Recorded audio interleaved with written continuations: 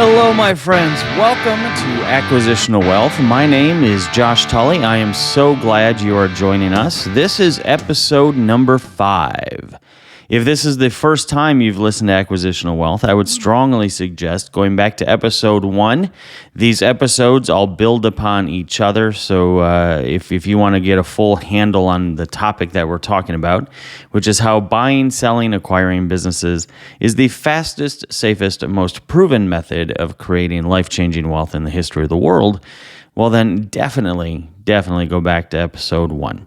You can also follow us on Facebook and social media. Just look for Acquisitional Wealth.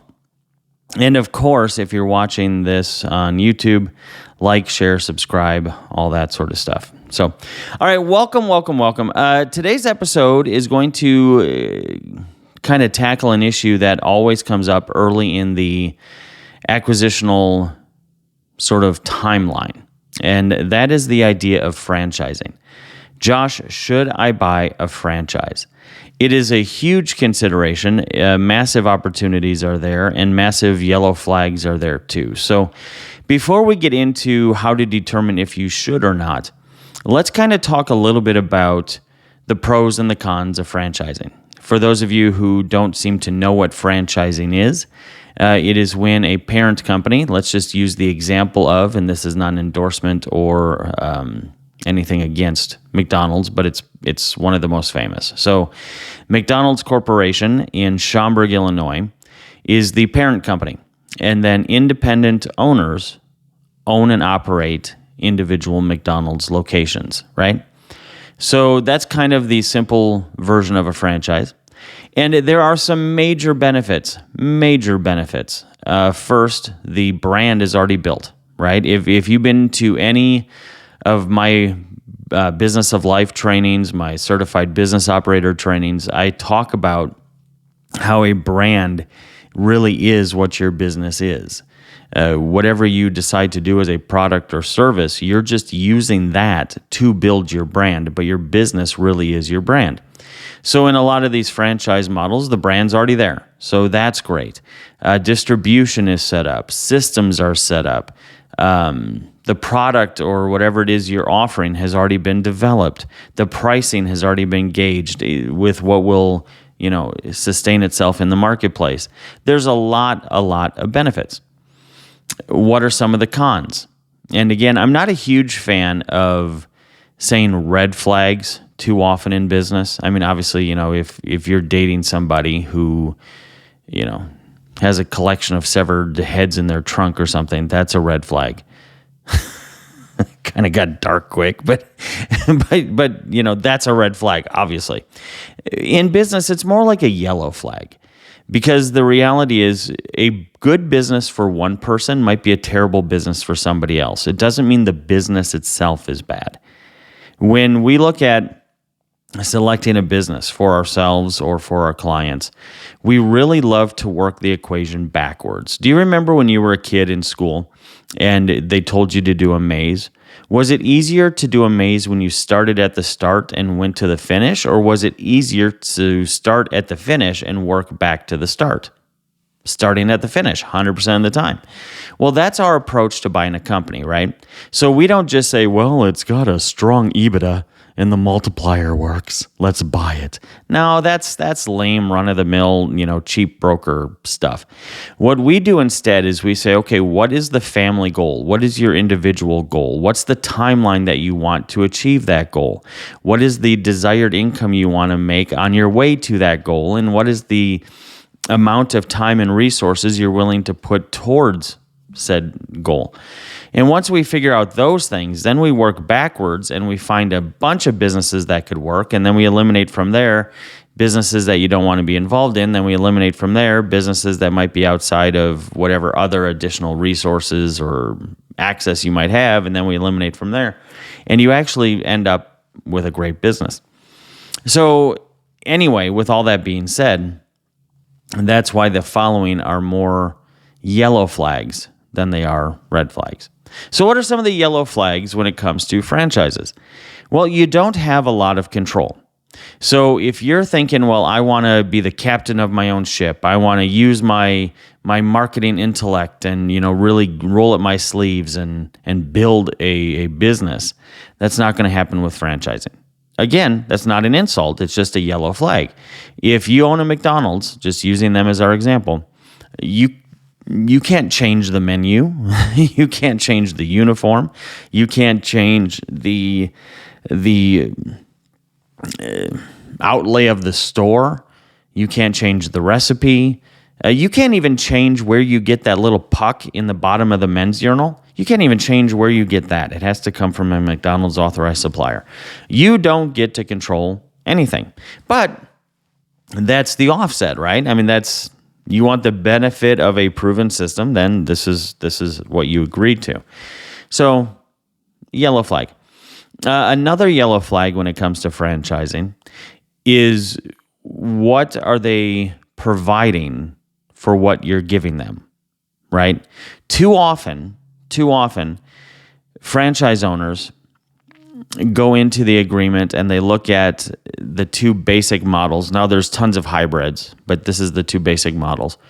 Are you getting a monthly fee service charge, or are you getting a percentage of revenue service charge? Either way, you're going to have other charges on there, revenue splits, training costs, whatever. But the main source of revenue for the parent company, is it coming from a monthly just fee, or is it coming from a percentage of revenue?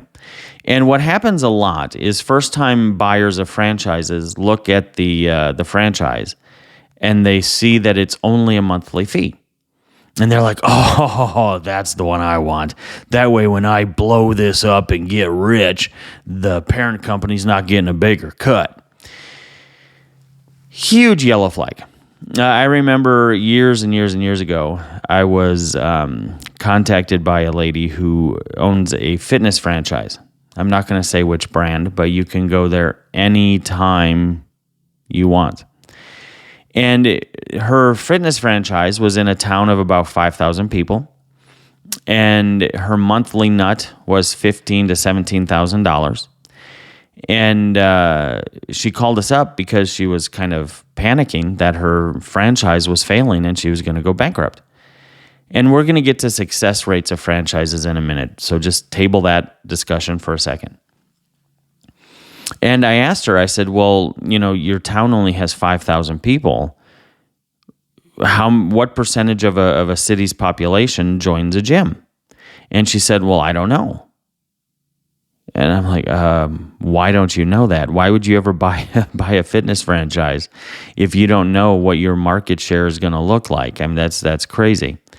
And we looked it up, and it was 10 to 12%. Well, at 10% of 5,000 people, that's 500 people that are going to join her gym. Well, that's good, right, Josh? No, because this franchise has $10 a month membership fees. So if her monthly nut is $15,000 to $17,000 a month, depending on the month, let's just do 15 so it's easy. She needs how many members at $10 a month? Right. So you notice the problem? She's going to need 1,500 members at $10 a month. Well, that would be 300% off the average for an American city and the population of people that go to a gym.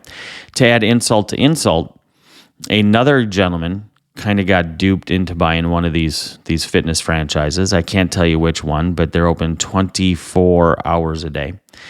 And he's down the street offering a similar sort of priced service and product. So now you take that 500 total available pool and you split it in half. It's even worse than we thought. And the common assumption then is, well, then why would a franchise sell to somebody in that position, knowing that they could be 100% successful and 100% broke? Because the franchise gets a monthly cut or a monthly fee. If you're getting a monthly fee, do you really care if that franchise is successful? God, no. No. Matter of fact, your business model is based on the fact that you don't have to care. That's all I'm saying. Now, to McDonald's credit, they get a cut. And at first, people are like, oh, well, they get a cut of what I do? Man, that's terrible. I would just rather pay them a fee. No, because when their income is tied to your income, do you know what happens when your McDonald's starts slouching off? McDonald's from Schaumburg will come help you because you're in this together.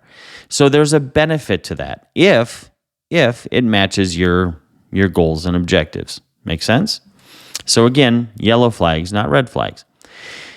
But then this obvious question comes up next, and it's basically, well, aren't franchises insanely successful?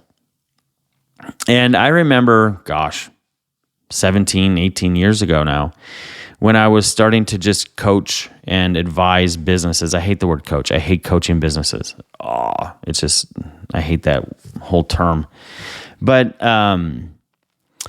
as I was helping businesses grow and develop, I would be getting a lot of phone calls from franchise owners.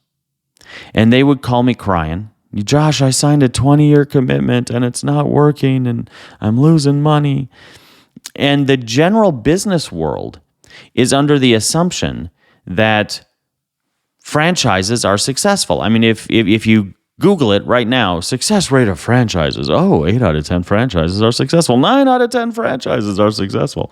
Even in bad models of a franchise, 73% of them are successful. Hey, let's get involved, right? And I was getting way too many phone calls from people who were just calling me crying with failing franchises to believe this idea that all franchises are successful because online it said 8 out of 10 of them are successful. This was so bad that a decade or so ago, I even had a program called Fix Your Franchise. It still is applicable today, but we just paused that and focused on this buying and selling of them. But it was crazy. And it's true across genres. It's not just fitness and fitness-based franchises that typically suck, and they do typically suck. I would say in the past 15 years, out of the 100 or so fitness franchises that we've kind of alluded to so far, I have seen none of them that actually make money. None. The same is true with frozen yogurt. I just had a meeting with a gentleman 2 weeks ago who had a couple locations for frozen yogurt, and nope, not making money. We have a friend, me and my wife have a couple, and they have a grown son who's in his early 30s. He owns 3 sandwich shops, and I'm not going to tell you which brand, but he's going broke so fast he'll freak. He owns 3 of them. And they came to us saying, can you please help our son? He can't afford to move out of the basement yet. And as weird as that sounds, you're like, wait a second. How is that even possible? I mean, because Josh, you're right. I mean, I've been thinking about buying a business and all the stats say that franchises are successful. First, we kind of have to do some sort of math, right? Let's say you are renting a sandwich shop location, just to grab an example. And rent for the sandwich shop is, on the low end, let's say $4,000 a month. And that's the low end. I have a friend who owns an Arby's restaurant. His rent is $15,000 a month. So let's just say $4,000 a month. Okay, really cheap. Really cheap. And you're saying to yourself, well, I'm thinking about buying this franchise. I mean, they're busy, they're popular, everybody knows their name, they're globally renowned, and the profit margin on a sandwich is 100%, right? So let's take our first little rabbit trail. Stop being enamored with percentages. Percentages is where companies usually take advantage of realtors, insurance salespeople, franchise owners, because you get dazzled with percentages. I don't care if I make these little stickers, and if you're listening to the audio, I'm holding up little Avery color-coded stickers, little $3 thing. I don't care if I make those or sell those, and I buy them for $1. And I sell them for $4, and I'm thinking to myself, oh my gosh, that's dang near 400% margin. It doesn't matter. If I sell 5 of those a year, Do I get to eat? No. Pay rent? No. Margin percentages is really, really, really where these big corporations dazzle the ignorant. And I didn't say stupid. I'm not inside. It's just ignorant. Because they can, well, the markup on Froyo, you'll double your money on every ounce you sell. You're going to sell 12 ounces, but you see what I'm saying? So, okay, back to the analogy. So we have our $4,000 a month sandwich shop.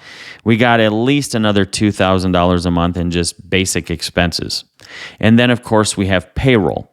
If we have 5 little worker bees behind the counter, all making $10 an hour, that is $50 an hour. Now, of course, we know it's more than that because we have the 7.5% payroll, additional tax, workman's comp, all that. But let's just leave the reality at the door. Let's leave a reality at the door and just know it's worse than whatever we're about to walk through. So you're spending $50 an hour in labor and $6,000 to $7,000 a month in additional costs. That's huge. That means your monthly nut is over $10,000 because labor is your biggest expense and it adds up fast. So there you are in your sandwich shop and it's day one and you're thinking, okay, off to the races, here we go. And yes, it is absolutely busy in that sandwich shop from 11:30 to 1:30. Man, sandwiches are flying. That mayonnaise lady she's putting it on so fast, the knife is smoking. You are humming along. But have you ever been in one of those sandwich shops at like 10:15 or 3:45 or 7:52? Yeah, crickets. Absolutely crickets. So, yep, you might have sold 200 sandwiches between 11:30 and 1:30. Yep. Man, 300 sandwiches. Woohoo. And let's say your gross profit, not your net profit. If you don't know the difference, go Google it. Let's say your gross profit is $5 a sandwich. It's not, but let's just pretend it is. It's always worse than what I'm telling you. Can you survive? No. 200 sandwiches at $5 gross profit per sandwich. That means after cost of goods, after the bread, after the mayo.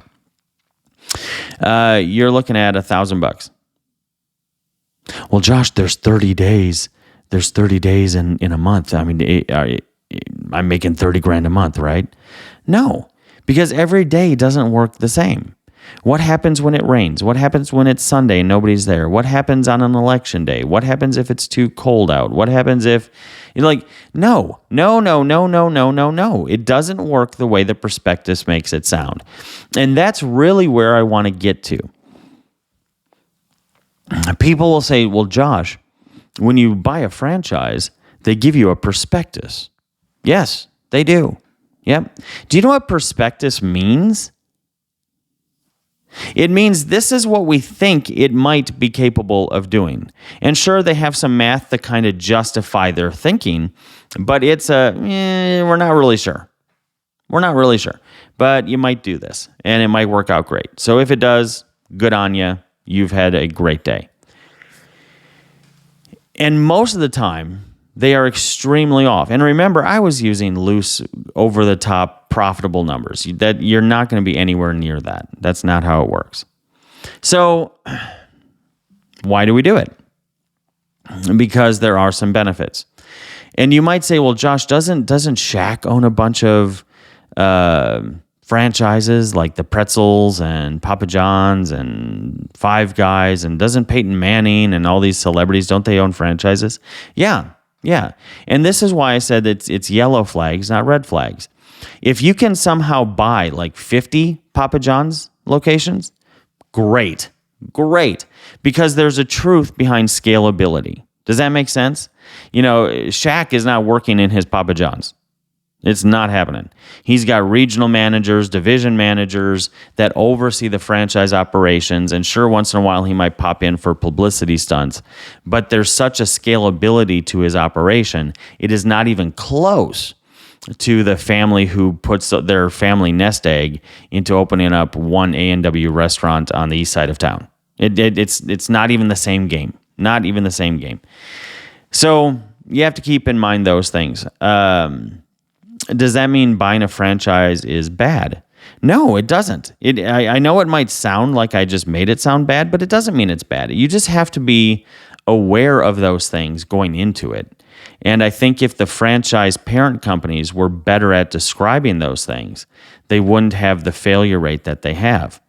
And you might be saying, well, wait, failure rate. Didn't we just cover how if I Google the success rate of franchises, it's going to tell me that they're 70% successful, 80% successful, 90% successful? Yeah, but that doesn't mean they're successful, and let me explain why.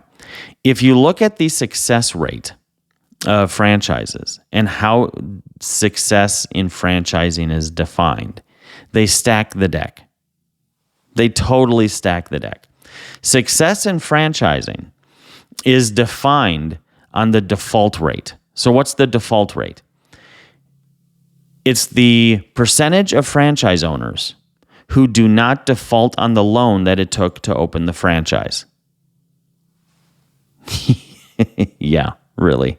Now, by any real person's measure, any logically thinking person, you would never judge the success of a business based on the default rate on the loan.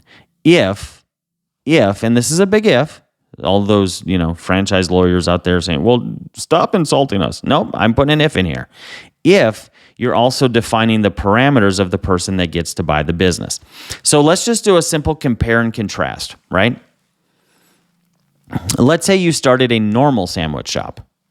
They're all normal, but you get the point. A non-franchise sandwich shop. Bob's Sandwiches. So you open Bob's Sandwiches and you put in $50,000. That's cheap, but let's just say you put in $50,000.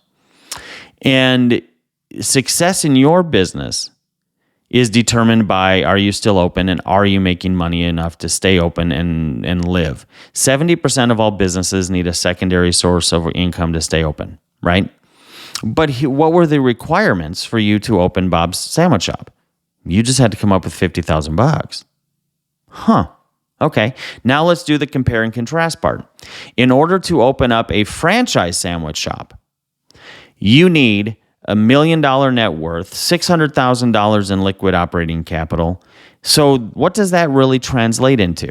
If you invested $50,000 in opening that sandwich shop, but I required before I even let you in the door that you have $1 million in net worth, $500,000 in liquid capital, are you ever going to default on that loan? No. So they're hedging their bet.